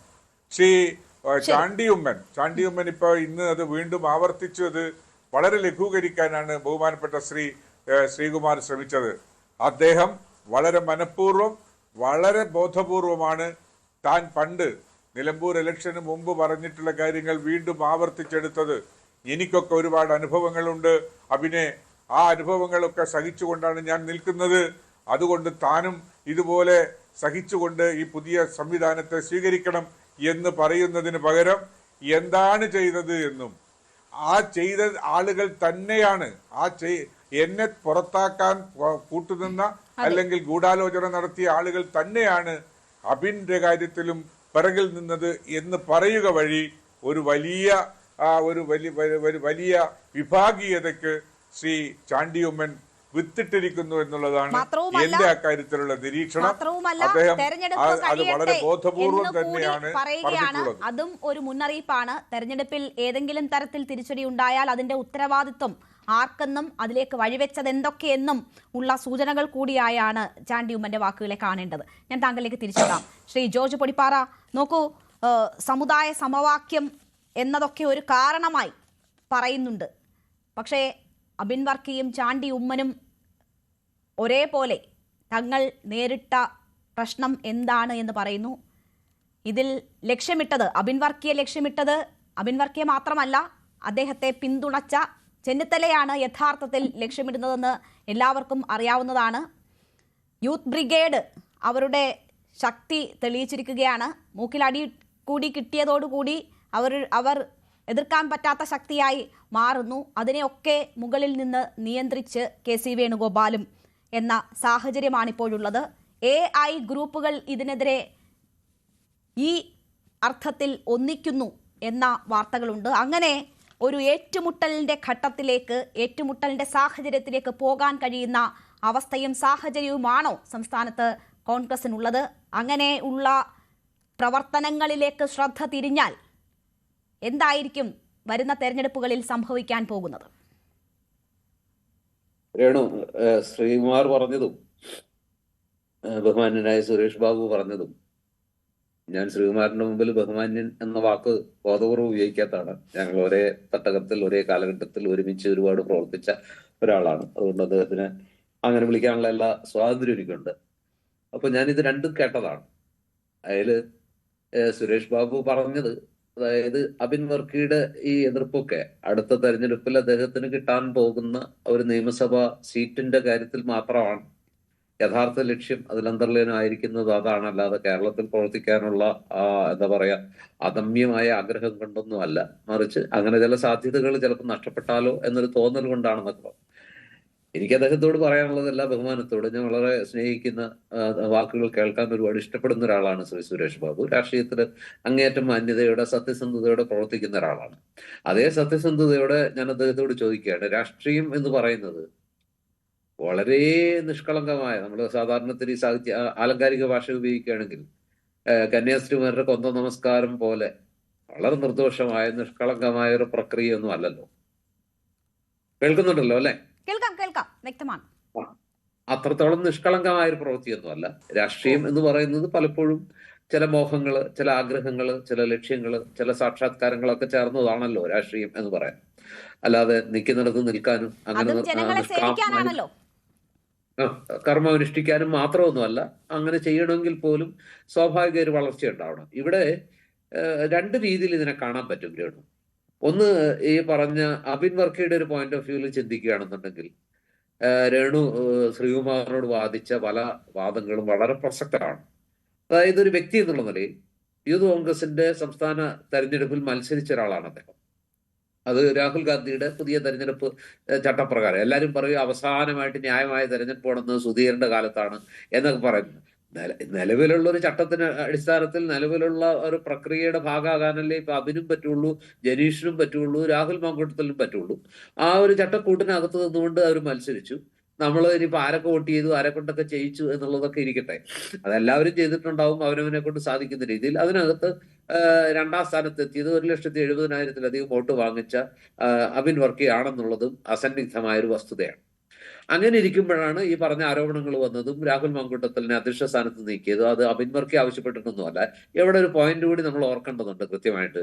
ഇങ്ങനെയൊക്കെ ആരോപണങ്ങൾ, അതായത് വോട്ടർ ID വ്യാജമായി നിർമ്മിച്ചു, അതിന്റെ അടിസ്ഥാനത്തിൽ അർഹതയില്ലാത്ത ഒരുപാട് വോട്ടർമാരെ സൃഷ്ടിച്ചു എന്നൊക്കെ അന്ന് അതിശക്തമായ ആരോപണം വന്നതാണ്. പക്ഷെ അത് ഒരിക്കൽ പോലും ഏറ്റെടുക്കാനോ അതിന്റെ പേരിൽ യഥാർത്ഥത്തിൽ ഞാനാണ് പ്രസിഡന്റ് ആകേണ്ടത്, രാഹുൽ മാങ്കൂട്ടത്തിൽ വളഞ്ഞ വഴിയിലൂടെ വക്രത കാണിച്ച് എന്താ പറയാ ഈ പറഞ്ഞ പോലെ ക്രമക്കേടുകൾ കാണിച്ച് പ്രസിഡന്റ് ആയതാണ്, അദ്ദേഹത്തെ അയോഗ്യനാക്കണമെന്നും എന്നെ യഥാർത്ഥത്തിൽ പ്രസിഡന്റ് ആകാൻ യോഗ്യത രണ്ടാം സ്ഥാനത്ത് വോട്ട് പിടിച്ച നേരെ ചൊവ്വേ മാത്രം വോട്ട് പിടിച്ച എനിക്കാണെന്നും അദ്ദേഹം ഒരിക്കൽ പോലും പറഞ്ഞു നമ്മൾ കേട്ടില്ല. അതായത് അദ്ദേഹം ആ പ്രസിഡന്റ്ഷിപ്പിനെ അംഗീകരിച്ചു. അദ്ദേഹത്തിന്റെ കൂടെ ഒരു അപശബ്ദങ്ങളും ഇല്ലാതെ, അപശ്രുതികളില്ലാതെ, ഒരു പോരാട്ടമോ അല്ലെങ്കിൽ ഏറ്റുമുട്ടലോ എതിരഭിപ്രായങ്ങളോ ഇല്ലാതെ വളരെ കൃത്യമായി പ്രവർത്തിച്ചു പോകുന്നു. എല്ലാ സമരമുഖങ്ങളിലും നമ്മൾ ഈ രണ്ടുപേരെയും കണ്ടു. ഈ രണ്ടുപേരും ഒരുപോലെ ഭാവി വാഗ്ദാനങ്ങളാണെന്ന് കേരള സമൂഹം തിരിച്ചറിഞ്ഞു. ചാനൽ ചർച്ചകളിൽ ഒരു കാലഘട്ടത്തിൽ കോൺഗ്രസിന്റെ ഏറ്റവും ശ്രദ്ധേയ മുഖങ്ങളായിട്ട് ഒരു രണ്ടുപേരും വളർന്നു. ആരാണ് മുമ്പിൽ ആരാണ് പിമ്പിൽ എന്ന് പറയാൻ പറ്റാത്ത രീതിയിൽ ഈ രണ്ടുപേരെയും കേരളത്തിലെ കോൺഗ്രസിനെ സ്നേഹിക്കുന്ന മനുഷ്യരെല്ലാവരും ഇഷ്ടപ്പെടുകയും ചെയ്തു. ഒരു ഘട്ടത്തിൽ പോലും അബിൻ വർക്കിയെ കുറിച്ച് ഒരു ആരോപണം നമ്മൾ കേട്ടില്ല. ഏറ്റവും ഒടുവിൽ നമ്മൾ കണ്ട കാഴ്ച ഈ രാഹുൽ മാങ്കൂട്ടത്തിൽ പാലക്കാട് മത്സരിക്കുന്നു. ആ മത്സരിക്കുന്ന ഘട്ടത്തിൽ വേണമെങ്കിൽ പഴയ എന്നെ വളഞ്ഞ വഴിയിലൂടെ തോൽപ്പിച്ച ഒരാളല്ലേ, അവൻ ഇച്ചിരി അനുഭവിക്കട്ടെ, ഞാൻ പോകുന്നില്ല, എനിക്ക് സൗകര്യമില്ല എന്ന് നമ്മൾ അവിടെ കൂട്ടി വായിക്കേണ്ട ഒരു കാര്യമുണ്ട്. അവിടെ ചാണ്ടി ഉമ്മൻ പോലും അദ്ദേഹത്തിന് ചില അസംതൃപ്തികൾ ഉണ്ടായിരുന്നത് കൊണ്ട്, ചില ഉള്ളിന്റെ ഉള്ളിലെ ചില നീറ്റലും വേദനകളും മുറിവുകളും ഒക്കെ അദ്ദേഹത്തിന് ഉണ്ടായിരുന്നുകൊണ്ട് ഈ പറഞ്ഞ രാഹുൽ മാങ്കൂട്ടത്തില് ശ്രീ ഉമ്മൻചാണ്ടി സാറിന്റെ കബറിടത്തിൽ വന്നപ്പോ ഈ ചാണ്ടി ഉമ്മൻ പോയില്ല. അന്ന് അദ്ദേഹം പറഞ്ഞു ഞാൻ മഹാരാഷ്ട്രയിൽ പോയതാണെന്നൊക്കെ പറഞ്ഞെങ്കിൽ പോലും അതൊന്നും അല്ല യഥാർത്ഥ കാരണം. അദ്ദേഹത്തിന്റെ ഉള്ളിൽ ചില അനിഷ്ടങ്ങൾ ഉണ്ടായിരുന്നു, ചില ദഹനക്കേടുകൾ ഉണ്ടായിരുന്നു, അതുകൊണ്ട് ഒഴിവാക്കിയതാണെന്നൊക്കെ ഈ നേരത്തെ സുരേഷ് ബാബു പറഞ്ഞ പോലെ അത് മനസ്സിലാക്കാൻ പാഴൂർ പടി വരെ പോകേണ്ട കാര്യമൊന്നുമില്ല. യഥാർത്ഥ കാരണം അതായിരുന്നു എന്നുള്ളത് നമുക്ക് കൃത്യമായിട്ട് അറിയാം. പക്ഷെ ഇവിടെ എന്നിട്ട് പോലും ഈ പറഞ്ഞ ഒരു വിഷമവും കാണിക്കാതെ ഈ പറഞ്ഞ അബിൻ വർക്കി ഈ പാലക്കാട് ഉപതെരഞ്ഞെടുപ്പിൽ ഷാഫി പറമ്പിലിനെ പോലെയോ അല്ലെങ്കിൽ രാഹുൽ മാങ്കൂട്ടത്തിലെ പോലെ തന്നെ അതുപോലെ യൂത്ത് കോൺഗ്രസിലെയോ ഏതൊരു നേതാവിനേക്കാൾ കൂടുതൽ അവിടെ ക്യാമ്പ് ചെയ്ത് പ്രവർത്തിച്ചു. എത്രയോ വേദികളിൽ ഞാൻ തന്നെ പല ചർച്ചകളിൽ അദ്ദേഹത്തോടൊപ്പം പങ്കെടുത്താണ് അവിടെ പല ചാനലുകളിലെയും. അപ്പൊ അങ്ങനെ എല്ലാ അർത്ഥത്തിലും നിറഞ്ഞു നിന്ന് പ്രവർത്തിച്ച, ഒരു ഘട്ടത്തിൽ പോലും പാർട്ടിക്കോ പാർട്ടി നേതൃത്വത്തിനോ യൂത്ത് കോൺഗ്രസ് നേതൃത്വത്തിനോ ഒരു പ്രശ്നം സൃഷ്ടിക്കാത്ത ഈ ചെറുപ്പക്കാരന് എന്താണ് അയോഗ്യത എന്ന് അയാൾ സ്വയം ചോദിക്കുന്നത് ഒരു ശരിയാണ് എന്ന് വിശ്വസിക്കുന്ന ഒരാളാണ്. അദ്ദേഹത്തിന് പ്രസിഡന്റ് ആവാൻ എല്ലാ യോഗ്യത ഉണ്ടായിരുന്നു, ഒരു കഴിവുറവും ഉണ്ടായിരുന്നില്ല. അദ്ദേഹത്തിന് എന്തെങ്കിലും അയോഗ്യതയുണ്ടെങ്കിൽ അത് അദ്ദേഹത്തിന്റെ കുഴപ്പം കൊണ്ടല്ല, മറിച്ച് പാർട്ടിക്ക് അതിനപ്പുറത്തുള്ള ചില കണക്കുകളും സമവാക്യങ്ങളും ഒക്കെ പൂർത്തിയാക്കേണ്ടതുള്ളത് കൊണ്ടാണ്. അത് ശ്രീകുമാർ നേരത്തെ പറഞ്ഞു, ഒരു പാർട്ടിക്ക് ചില ഘട്ടങ്ങളിൽ ചിലതിനെ മറികടക്കേണ്ടി വരും. ആ തെരഞ്ഞെടുപ്പ് പ്രക്രിയ അവിടെ വെച്ച് അവസാനിച്ചു. രാഹുൽ മാങ്കൂട്ടത്തിന് പ്രസിഡന്റ് സ്ഥാനത്ത് നിന്ന് മാറിയതോടുകൂടി ആ തെരഞ്ഞെടുപ്പിന്റെ സാങ്ക്ടിറ്റി പോയി. പിന്നെയുള്ള നിയമനമാണ്. ആ നിയമനത്തിൽ പാർട്ടിയാണ് തീരുമാനിക്കുന്നത്. പാർട്ടിയുടെ അഖിലേന്ത്യാ യൂത്ത് കോൺഗ്രസിന്റെ അഖിലേന്ത്യാ നേതൃത്വമാണ് തീരുമാനിക്കുന്നത്. ആ നേതൃത്വം തീരുമാനിക്കുന്നത് കേരളത്തിലെ KPCCയുടെയും ദേശീയ തലത്തിൽ കോൺഗ്രസിന്റെയും താല്പര്യങ്ങൾക്കനുസരിച്ചാണ് എന്നുള്ളത് നമുക്ക് ഊഹിക്കാവുന്നതേ ഉള്ളൂ. അവിടെ ഇരിക്കുന്ന ഒരു വ്യക്തിക്ക്, പ്രത്യേകിച്ച് KC വേണുഗോപാലിനെ താങ്കൾ ആനുഷംഗികമായിട്ട് പരാമർശിച്ചുകൊണ്ട് പറയാണ്, അദ്ദേഹത്തിനും ചില താല്പര്യങ്ങളുണ്ടെന്ന് നമുക്കിതിനോട് ചേർത്ത് വായിക്കാവുന്നതാണ്. അങ്ങനെ അത് സംഭവിച്ചു. അതിനൊരു കാരണമുണ്ട്. ഇപ്പൊ സമവാക്യങ്ങൾ പറയുമ്പോൾ 2 തരം സമവാക്യങ്ങളുണ്ട്. ഒന്ന് കേരളത്തിലെ ഈ പറഞ്ഞ സാമുദായിക സമവാക്യം. ആ സമവാക്യ പ്രകാരം KPCC അധ്യക്ഷനായിട്ട് ശ്രീ സണ്ണി ജോസഫ് വരുന്നു. അതുപോലെ തന്നെ മഹിളാ കോൺഗ്രസ് അധ്യക്ഷയായിട്ട് JB മേത്തർ വരുന്നു. ആണിപ്പോ KSUവിന്റെ സംസ്ഥാന പ്രസിഡന്റ് അലോഷ്യസ് സേവ്യർ ആണ്. അപ്പൊ ഈ ഒരു സാഹചര്യത്തിൽ ഇതാണല്ലോ ഏറ്റവും പ്രധാനപ്പെട്ട 3 സംഘടനകൾ. ബാക്കിയൊക്കെ നമുക്ക് വേണമെങ്കിൽ മാറ്റി നിർത്താം. അത്രത്തോളം പ്രധാനപ്പെട്ട പോഷക സംഘടനകളല്ല, അല്ലെങ്കിൽ അതിന് വേറെ പ്രവർത്തന രീതികളുണ്ട്. INTUCയും അതൊന്നും ഇതേ ഗണത്തിൽ നമുക്ക് ഉൾപ്പെടുത്താൻ പറ്റില്ല. അപ്പൊ ഈ 3-ലും 2 എന്താ പറയുക, ക്രിസ്ത്യൻ പ്രസിഡന്റുമാർ നിൽക്കുന്നു. ഒരെണ്ണത്തിൽ മറ്റൊരു ന്യൂനപക്ഷ സമുദായത്തിന്റെ ആള് JB മഹിളാ കോൺഗ്രസിന്റെ നിൽക്കുന്നു. അപ്പൊ 3ാമത് യൂത്ത് കോൺഗ്രസിന്റെ സംസ്ഥാന അധ്യക്ഷ സ്ഥാനത്തേക്ക് കൂടി ഒരു ക്രൈസ്തവനെ കൊണ്ടുവന്നാൽ ഈ പറയുന്ന കോൺഗ്രസ് എല്ലാ കാലങ്ങളിലും പാലിച്ചു വന്ന സമവാക്യങ്ങൾ, സാമുദായിക സമവാക്യങ്ങളുടെ ഒരു ഈക്വലിബ്രിയം തെറ്റും. ഒരു ഈക്വലിബ്രിയം ഉണ്ടല്ലോ ഒരു പാർട്ടിക്ക്, പ്രത്യേകിച്ച് ഒരു മുന്നണിക്ക് കോൺഗ്രസിന് ഒരു ഈക്വലിബ്രിയം വേണം. ആ ഒരു സന്തുലിതാവസ്ഥ തെറ്റും എന്നുള്ളതിനെ നമുക്ക് തീർത്തും അങ്ങ് അവഗണിക്കാൻ പറ്റില്ല. മറ്റു പലർക്കും ന്യായം മാത്രം, രാഷ്ട്രീയത്തിലെ എല്ലാം ഒരു നേർരേഖയിലൊന്നും അല്ലല്ലോ പോകുന്നത്. അങ്ങനെ പോകാൻ ഒരു പാർട്ടി അനുവദിക്കില്ല, ഒരു മുന്നണി മറ്റേ മുന്നണിയെ അനുവദിക്കില്ല, തിരിച്ചും അനുവദിക്കില്ല. അപ്പൊ ഇതെല്ലാം ചേർന്ന് കൂടിക്കുഴഞ്ഞ് കിടക്കുന്ന ഒരു സാഹചര്യത്തിലാണ് പാർട്ടിക്ക് റീതിങ്കിങ് വന്നത്. ഞാൻ പറയുന്നു, സണ്ണി ജോസഫ് KPCC പ്രസിഡന്റ് ആയില്ലായിരുന്നെങ്കിൽ ഒരു പക്ഷേ അബിൻ വർക്കിയുടെ കാര്യത്തിൽ ഒരു വീണ്ടും വിചാരം ഉണ്ടാവില്ലായിരുന്നു. അദ്ദേഹം ഒരു നാച്ചുറൽ ചോയ്സ് ആയേനെ. പക്ഷെ അങ്ങനെ അല്ലല്ലോ സംഭവിച്ചത്. അപ്പൊ ഈ ഒരു സാഹചര്യത്തിൽ അദ്ദേഹത്തെ മാറ്റി നിർത്താൻ ചിന്തിച്ചത് ഒരു ന്യായം. ഇനി രണ്ടാമതായിട്ടുള്ള ഒരു പ്രശ്നം എന്താ? അതായത് പാർട്ടിക്കകത്തെ ഗ്രൂപ്പ് സമവാക്യ പ്രകാരം കഴിഞ്ഞ കുറെ കാലമായിട്ട് നമ്മൾ കണ്ടുകൊണ്ടിരിക്കുന്ന കാഴ്ച എന്താ?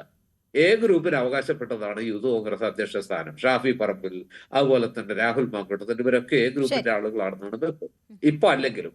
അപ്പൊ ആ സമവാക്യം പാലിക്കാൻ നോക്കുമ്പോഴും ഗ്രൂപ്പ് അവകാശപ്പെടുന്ന പോലെ ഇപ്പൊ ഗ്രൂപ്പ് അവകാശപ്പെട്ടതാണോ കൊടുത്തത് എന്നുള്ളതൊക്കെ വേറെ പ്രശ്നം. ഗ്രൂപ്പിന്റെ അക്കൗണ്ടിലാണോ കൊടുത്തത് എന്നുള്ളത് വേറെ പ്രശ്നം. അപ്പൊ ഗ്രൂപ്പിൽപ്പെട്ട ആളാണ് അല്ലെങ്കിൽ രമേശ് ചെന്നിത്തലയുടെ സാഹചര്യം ഉണ്ടാവില്ലല്ലോ.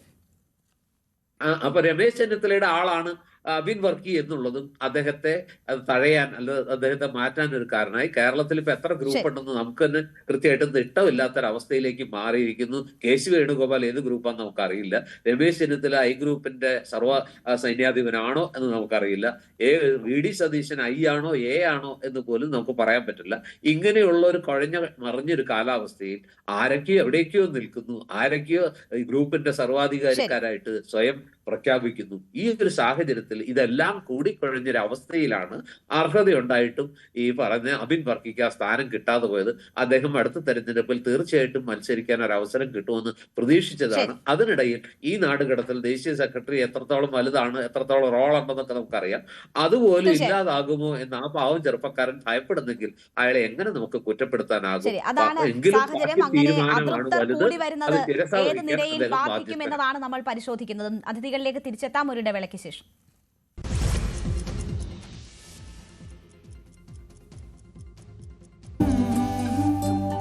Safety check? All done, ma'am. Spaceship mein 6 airbags. Experience a space that's out of this world with the Maruti Suzuki WagonR. Space for life. വീണ്ടും ചർച്ചയിലേക്ക്. ശ്രീ N. ശ്രീകുമാർ, കോൺഗ്രസിൽ ശക്തമായ ഗ്രൂപ്പ് പ്രവർത്തനവും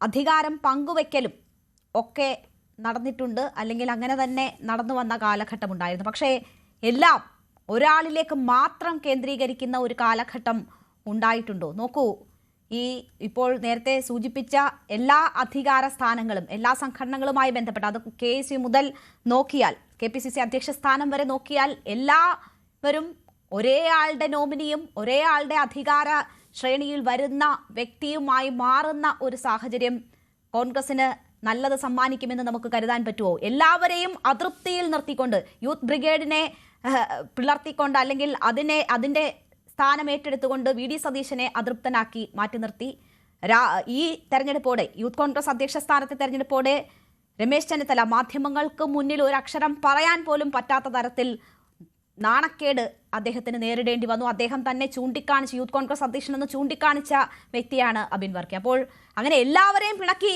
ഏതെങ്കിലും നേടാൻ കഴിയുമോ കോൺഗ്രസിന്? ഇപ്പൊ രേണുക പറഞ്ഞത് മുഴുവൻ തെറ്റാ. ഒന്നാമത്തെ കാര്യം, കാരണം അങ്ങനെ ഇതുപോലെ ഇതിനു മുമ്പ് അപ്പൊ കരുണാകരന്റെ കാലമൊന്നും ഓർമ്മയില്ലല്ലേ, AK ആന്റണിയുടെ കാലം ഓർമ്മയില്ലല്ലേ, അതിനുശേഷം ഉമ്മൻചാണ്ടിയുടെ ഒരു ഘട്ടം ഓർമ്മയില്ലല്ലേ. ഇത് കോൺഗ്രസിന്റെ ഹൈക്കമാൻഡ് ഞാൻ പറയട്ടെ, കോൺഗ്രസിലെ ഹൈക്കമാൻഡ് എന്ന് പറയുന്നത് കേന്ദ്രത്തിൽ ഭരണമുള്ളപ്പോഴും ഭരണമില്ലാത്തപ്പോഴും രണ്ടും രണ്ടാണ്. നിങ്ങൾ ഇപ്പോൾ ഉദ്ദേശിക്കുന്നത് KC വേണുഗോപാലിനെയാണ്. ഞാൻ ആ പേര് അങ്ങോട്ട് പറഞ്ഞുതരാം. KC വേണുഗോപാൽ എന്ന് പറയുന്ന വ്യക്തി AICCയുടെ സംഘടനാ ചുമതലയുള്ള ജനറൽ സെക്രട്ടറിയാണ്. എല്ലാ സംസ്ഥാനത്തും സംഘടനാ ചുമതല ഞാൻ പറയട്ടെ, സംഘടനാ ചുമതലയുള്ള ജനറൽ സെക്രട്ടറിയാണ്. ആ ജനറൽ സെക്രട്ടറി അല്ല ഈ തീരുമാനം എടുത്തത്. ഇത് ഇന്ത്യൻ യൂത്ത് കോൺഗ്രസ് എടുത്ത തീരുമാനമാണ്. അതായത് നമ്മളുടെ കാശ്മീരുകാരനായ ഉദയഭാനു ചിബാണ് ഈ തീരുമാനമെടുത്തത്. ആ തീരുമാനം എടുക്കാനുള്ള പ്രധാനപ്പെട്ട കാരണങ്ങളിൽ തെരഞ്ഞെടുപ്പ് കാലത്ത് സംഘടനാപരമായ ചില കാര്യങ്ങൾ വരുമ്പോൾ നോമിനേഷനിൽ അത് പാലിക്കും. അത് പാലിച്ചു തീരുമാനം എടുത്തു കഴിഞ്ഞാൽ ഒരു യൂത്ത് കോൺഗ്രസ്സുകാരനും അതിനെ എതിർത്തിട്ടില്ല. OJ ജനീഷ് എന്ന വ്യക്തിയെ ഞങ്ങൾ അംഗീകരിക്കുന്നില്ല എന്ന് ഒരു യൂത്ത് കോൺഗ്രസ്സുകാരനും പറഞ്ഞിട്ടില്ല. ഒരു കോൺഗ്രസ് നേതാവും അതിനെതിരെ പരസ്യമായി പറഞ്ഞിട്ടില്ല. ഇന്നിപ്പോ രേണുക പറഞ്ഞത് രമേശ് ചെന്നിത്തല മിണ്ടാതെ പോയി, മിണ്ടിയാ നിങ്ങൾ പറയും പരസ്യമായി പൊട്ടിത്തെറിച്ചു എന്ന് പറയും. അതും നിങ്ങൾ തന്നെയാ പറയാ. മിണ്ടാതെ പോയാൽ പറയും മൗനന്തം പറയും. അപ്പൊ അതുകൊണ്ട് അതൊക്കെ ഇഷ്ടം പോലെ നമ്മളുടെ ചാനലുകളുടെ താല്പര്യം അനുസരിച്ചൊക്കെ മാറ്റാം. ഇവിടെ KC വേണുഗോപാലിന്റെ നേതൃത്വത്തില് ഒരു ഗ്രൂപ്പുമില്ല. പക്ഷെ സംഘടനാ ചുമതലയുള്ള ജനറൽ സെക്രട്ടറി എന്ന നിലയ്ക്ക് അദ്ദേഹത്തോട് താല്പര്യമുള്ള ഒരുപാട് പേരുണ്ട്, ഇല്ലെന്നൊന്നും പറയാൻ പറ്റില്ല. ഇവിടെ നിങ്ങൾ യൂത്ത് ബ്രിഗേഡ് എന്ന് പറയുമ്പോൾ ആ യൂത്ത് ബ്രിഗേഡ് ആണെന്ന് കോൺഗ്രസിന്റെ ശക്തി. അതുകൊണ്ടാണ് കുറച്ച് പരിഹാസ രൂപേണയാണ് ശ്രീമതി രേണുക പറഞ്ഞതെങ്കിലും മൂക്കിലടിയിട്ടി എന്ന് പറഞ്ഞില്ലേ. മൂക്കിലടിച്ചത് എന്തുകൊണ്ടാ പോലീസ് അടിച്ചത്? സമരരംഗത്ത് എന്തിനാ അടിച്ചേ? ഷാഫി പറമ്പിൽ എന്ന് പറഞ്ഞ ആളെ രൂക്ഷമായി ആക്രമിക്കുന്ന ഒരു വിഭാഗം പോലീസും CPM സംസ്ഥാനത്തുണ്ട്. അതുകൊണ്ടാണ് അദ്ദേഹത്തെ തല്ലിയത്, മൂക്കിനെ തല്ലിയത്. അത് വടകരയിൽ 1.5 ലക്ഷം വോട്ടിന് രേണുക ഉൾപ്പെടെ ചോദ്യം ചോദിച്ചല്ലോ, ഇവിടെ തന്നെ കാണുമോ എന്ന് ശൈലജ ടീച്ചറോടെ. ഞാൻ ഇവിടെ ഉണ്ടാവില്ല, ഞാൻ ഡൽഹിക്ക് പോകുന്നല്ലേ പറഞ്ഞേ, ഇവിടെ ഇരുത്തിയില്ലേ. അതിന്റെ കാരണക്കാരൻ ആരാ? ഷാഫി പറമ്പില്. പാലക്കാട്ട് 18,000 വോട്ടിന് രാഹുൽ മാങ്കുട്ടത്തിൽ ജയിച്ചില്ലേ, അതിന്റെ കാരണക്കാരിൽ ഒരാൾ ഷാഫി പറമ്പില്. നിലമ്പൂരിലെ CPMന്റെ സീറ്റ് തിരിച്ചെടുത്തില്ലേ, അതിന്റെ കാരണക്കാരിൽ ഒരാൾ ഷാഫി പറമ്പില്. അതുകൊണ്ട് ആ യൂത്ത് ബ്രിഗേഡിനെ വളർത്താൻ തന്നെയാണ് കോൺഗ്രസിന്റെ തീരുമാനം. ഡൽഹിയിലോട്ട് അയച്ചതും ഷാഫി പറമ്പില് അല്ല അത് ഞാൻ KC വേണോന്നല്ല എന്നോട് പറഞ്ഞത്. വേണുഗോപാൽ പിടിച്ച് മാറ്റിയെന്നല്ല ആദ്യം പറഞ്ഞത്, ഇപ്പൊ ഷാഫിയായി. എല്ലാം അധികാരത്തിന്റെ ശ്രേണിയിൽ ഒരേ പോലെയാണല്ലോ ഇപ്പോൾ. അതെങ്ങനെയത്? ഷാഫി പറമ്പിൽ ഇപ്പൊ KPCCയുടെ ആർക്കൊപ്പമാണ്? അവർക്കൊക്കെ വിധേയത്വമുള്ളത് ആർക്കൊപ്പമാണ്? രമേശ് ചെന്നിത്തലയ്ക്കൊപ്പം നിന്നതുപോലെ അവിടെ തന്നെ നിന്നു എന്നതാണല്ലോ അബിൻ വർക്കിയുടെ അയോഗ്യത. നോക്കൂ, നിങ്ങൾ അധികാരത്തിന്റെ ഭാഗമാകുന്നവർക്കൊപ്പം മാറിയില്ല എന്നുള്ളതാണല്ലോ അബിൻ വർക്കിയുടെ അയോഗ്യത. അതനുസരിച്ച് മാറുന്നവർക്ക് പ്രശ്നങ്ങളില്ല. നോക്കൂ രേണുക, OJ ജനീഷ് ഐ ഗ്രൂപ്പുകാരനാ. രമേശ് ചെന്നിത്തലയുടെ ആളാണ് OJ ജനീഷ്. അത് ആദ്യം മനസ്സിലാക്കൂ. നിങ്ങൾ എന്ത് ഇങ്ങനെയൊക്കെ പറയുന്നേ? ഇവരെ A ഗ്രൂപ്പുകാരെന്ന് പറഞ്ഞാൽ അഭിജിത്ത് മാത്രമേ ഉള്ളൂ, ബാക്കി എല്ലാവരും ഐ ഗ്രൂപ്പാ. അപ്പൊ അതുകൊണ്ട് A ഗ്രൂപ്പിനാണ് പ്രസിഡന്റ് സ്ഥാനം സാങ്കേതികമായിട്ട് നഷ്ടപ്പെട്ടത്. പുതിയ ഗ്രൂപ്പുകൾ വരുമ്പോൾ എങ്ങനെയാണ് ശ്രീ ആ പുതിയ CPM ആളുകളെ കൊണ്ടുവന്നാണോ പുതിയ ഗ്രൂപ്പ് ഉണ്ടാക്കുക കോൺഗ്രസിൽ? അല്ലല്ലോ. പുതിയ ഗ്രൂപ്പ് ഉണ്ടാക്കുമ്പോൾ കോൺഗ്രസിൽ പുതിയ ഗ്രൂപ്പ് വരുമ്പോ പുറത്തുനിന്ന് ആളെ കൊണ്ടുവരുമോ? വേറെ പാർട്ടിന്ന് ആളെ കൊണ്ടുവന്നാണോ ഗ്രൂപ്പ് ഉണ്ടാക്കുക? അല്ലല്ലോ. ഇങ്ങനെയൊക്കെ ചോദിച്ചാൽ ഞാൻ എന്താ പറയാ? നല്ല രാഷ്ട്രീയം പറയും. താങ്കൾ ഇങ്ങനെ ചോദിച്ചാൽ ഞാൻ എന്ത് പറയാനാ? മുൻപ് ഏതെങ്കിലും ഒക്കെ ഗ്രൂപ്പിന്റെ ഭാഗമായിരുന്നവര് ഇപ്പൊ വേറെ ഏതെങ്കിലും ഗ്രൂപ്പിന്റെ അല്ലെങ്കിൽ അധികാരമുള്ളവരുടെ കൂടെ നിൽക്കുമ്പോ ഇവർ ഇന്നതല്ലേ എന്ന് എന്നോട് ചോദിച്ചാൽ ഞാനും എന്ത് പറയാനാണ്? അധികാരമുള്ളവരുടെ പുറകെ പോകുന്നവർ പോകും. അബിൻ വർക്കിയെ പോലെ ചിലർ നിന്നെടുത്ത് തന്നെ നിൽക്കും. അവർക്കിങ്ങനെ വന്ന് പുറത്തു വന്ന് കരയേണ്ടി വരും. നോക്കൂ, രേണുക എന്താ ഉദ്ദേശിക്കുന്നത് എനിക്ക് അറിയാത്തതുകൊണ്ട് അതനുസരിച്ച് പറയാൻ പറ്റില്ല. ഞാൻ പറയുന്നത് കേൾക്കൂ, മനസ്സിരുത്തി കേൾക്കൂ. ഇന്ന് OJ ജനീഷ് ഐ ഗ്രൂപ്പാണ്, കരുണാകരന്റെ പാലക്കാരനാണ്, അദ്ദേഹം ഐ ഗ്രൂപ്പാണ്. ഇവിടെ ഇപ്പൊ കോൺഗ്രസിന് ഗ്രൂപ്പുകൾ ഇല്ല. അവനവന് താല്പര്യമുള്ള നേതാക്കൾക്കൊപ്പം നിൽക്കുകയാണ് എല്ലാവരും. ഒരു ഗ്രൂപ്പിലും ആരുമില്ല. ചാണ്ടിയുമൻ ഈ ഗ്രൂപ്പ് അല്ലേ? പക്ഷെ ചാണ്ടിയുമന്റെ ഒപ്പം എല്ലാ ഈ ഗ്രൂപ്പുകാരും ഉണ്ടോ? അപ്പോൾ കെ ഞാൻ സി പറഞ്ഞിടത്തേക്ക് ജോസഫ് തന്നെ താങ്കൾ ഗ്രൂപ്പല്ലേ? എത്തിയല്ലോ. എല്ലാം അധികാരം ഒരിടത്ത് കേന്ദ്രീകരിക്കുന്നു എന്നുള്ള എന്റെ ആരോപണത്തിലേക്ക് എത്തിയല്ലോ. അപ്പോൾ ഗ്രൂപ്പ് വെച്ച് ചോദ്യം ചോദിച്ചത് താങ്കളാണ്. എന്റെ സമയം കുറവാകുന്നുണ്ട്. മാത്രമല്ല ശ്രീ സുരേഷ് ബാബു ഇരിക്കുന്നിടത്ത് ബാറ്ററി ലെവൽ കുറവായതുകൊണ്ട് ഞാൻ അദ്ദേഹത്തിലേക്ക് ഒന്ന് പോവുകയാണ്. ശ്രീ PM സുരേഷ് ബാബു, മുൻപുമൊക്കെ ഗ്രൂപ്പുകൾ ശക്തമായിരുന്ന കാലഘട്ടം ഉണ്ടായിരുന്നു. പലതരത്തിലുള്ള വീതം വെപ്പുകളൊക്കെ നടന്നിട്ടുണ്ട്. സമാനമാണ് ഇപ്പോഴത്തെ സാഹചര്യം എന്നാണോ താങ്കൾ നോക്കിക്കാണുന്നത്? അതോ എല്ലാവരും ഇതുപോലെ ഇപ്പോൾ ചെന്നിത്തലയായാലും VD സതീശനായാലും ഒക്കെ ഒറ്റപ്പെടുന്ന, ഭയക്കുന്ന ഒരു സാഹചര്യത്തിലേക്ക് ഗ്രൂപ്പ് സമവാക്യങ്ങൾ മാറി മറിയുകയാണ്?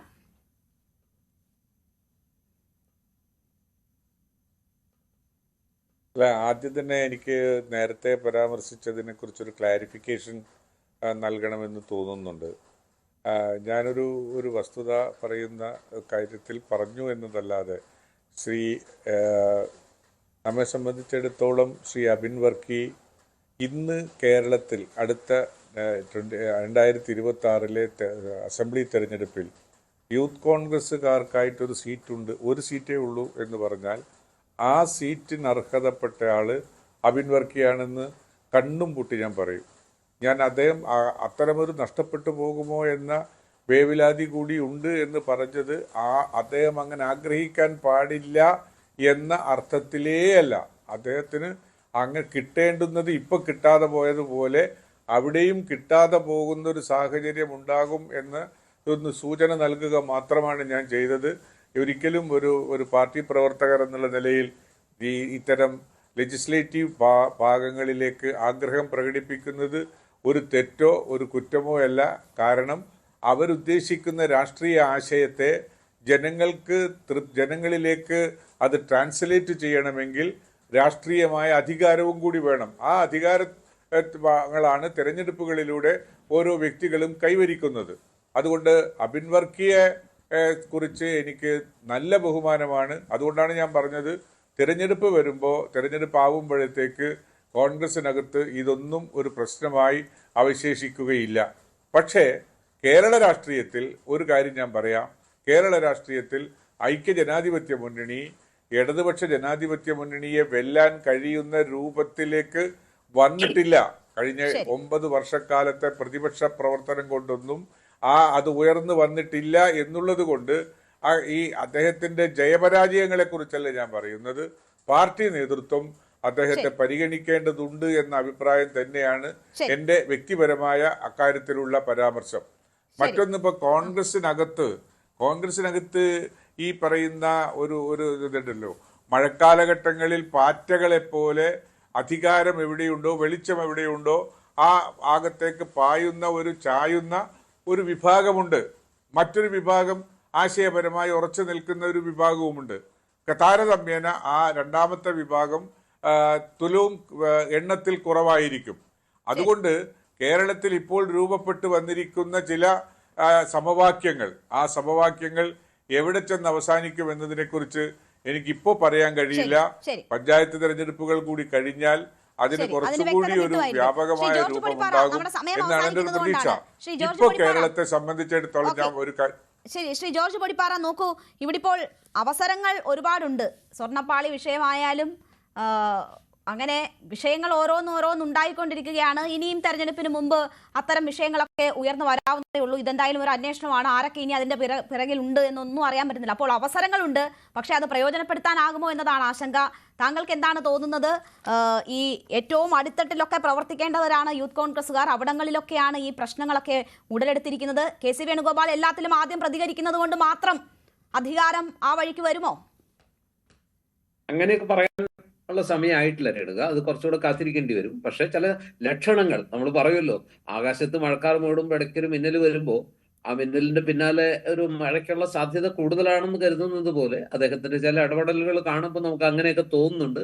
ഒരുപക്ഷെ ഒരു നേതൃത്വത്തിൽ ചില മാറ്റങ്ങൾ വന്നേക്കാം, അപ്രതീക്ഷിതമായിട്ടുള്ള ചില ട്വിസ്റ്റുകൾ ഉണ്ടായേക്കാം, അങ്ങനെ ഒത്തിരി സാധ്യതകളുണ്ട്. എങ്കിൽ പോലും ഇപ്പോ കോൺഗ്രസിന്റെ മുമ്പിലുള്ളത് രണ്ട് തെരഞ്ഞെടുപ്പുകളാണ്. ഇതൊരു ഡു ഓർ ഡൈ ബാറ്റിലാണ്. ഈ ബസ് നഷ്ടപ്പെടുത്തിയാൽ പിന്നെ ഇതുപോലെ സൗകര്യത്തിനൊരു ബസ് വന്നോളണമെന്നില്ല. റൂട്ട് തന്നെ പെർമിറ്റ് തന്നെ ക്യാൻസലായി പോയേക്കാനുള്ള സാധ്യതയൊക്കെ ഉണ്ട്. അതുകൊണ്ട് ഈ ബസ് നഷ്ടപ്പെടുത്താതിരുന്നാൽ കോൺഗ്രസിന് നല്ലത്, UDF നല്ലത്. അല്ലെങ്കിൽ അടുത്ത തവണ കൈ നീട്ടുമ്പോൾ ഇപ്പൊ UDF എത്ര പേര് കോൺഗ്രസിനൊപ്പം ഉണ്ടാവും, എത്ര പാർട്ടി കോൺഗ്രസിനൊപ്പം ഉണ്ടാവും എന്നേ ചോദ്യമുള്ളൂ. പിന്നെ സുരേഷ് ബാബു പറയുന്നത് പോലെ ഈ ആശയം എന്നൊക്കെ പറയുമ്പോൾ CPM ഒരു കാലത്ത് DYFIക്കാരും SFIക്കാരും ഒക്കെ നമുക്ക് ഒരുപാട് പ്രതീക്ഷ തന്ന നേതാക്കളാണ്. പക്ഷെ അവരൊക്കെ ഇപ്പോ എവിടെയാണോ അധികാരം, ആ അധികാരത്തിന് ചുറ്റും നിന്നിട്ട് ഈ പറഞ്ഞ പോലെ വാഴ്ത്തുപാട്ടുകൾ മാത്രം പാടിക്കൊണ്ടിരിക്കുന്ന കാഴ്ചയാണ് കാണുന്നത്. അതിൽ തമ്മിൽ ഭേദം എന്നുള്ള പോലെ നേതൃത്വത്തെ എതിർക്കാനും അത് തെറ്റാണെന്ന് പറയാനുള്ള ഒരു ആർജവുമെങ്കിലും ചില കോൺഗ്രസ്സുകാരെങ്കിലും കോൺഗ്രസിലെ ചെറുപ്പക്കാർ കാണിക്കുന്നുണ്ട്. അത്ര പോലും മറ്റെവിടെയും കാണുന്നില്ല എന്നുള്ളത് നമ്മൾ വലിയ അതൃപ്തി പാർട്ടിയിൽ നേതാക്കൾക്കിടയിലും യുവജനങ്ങൾക്കിടയിലും ഒക്കെ ഉടലെടുക്കുന്നു. അതിന്റെയൊക്കെ പരിസമാപ്തി എങ്ങനെയാണ് എന്നത് കാത്തിരുന്ന് തന്നെ കാണാം. വളരെ നന്ദി ചർച്ചയിൽ പങ്കെടുത്ത എല്ലാ അതിഥികൾക്കും. ഇടവേളയ്ക്ക് ശേഷം News at 9 കാണാം. നമസ്കാരം.